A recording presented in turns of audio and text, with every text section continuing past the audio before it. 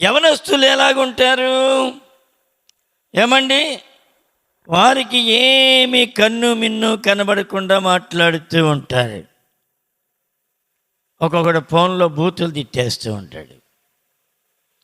నాకు ఎప్పుడో 10 సంవత్సరాల క్రితం ఒక రాంగ్ కాల్ వచ్చింది. ఎప్పుడు రాత్రి పూట 1 గంట సమయంలో 2కో 3కో మొత్తానికి ఆ 3 గంటల్లో వచ్చింది. వచ్చి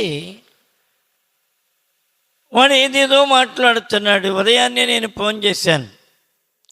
నేను కట్ చేయటం నైట్, మళ్ళీ ఆడు ఫోన్ చేయటం, మళ్ళీ కొంచెం పడుకోవటం, కట్ చేయటం, మళ్ళీ ఫోన్ చేయటం.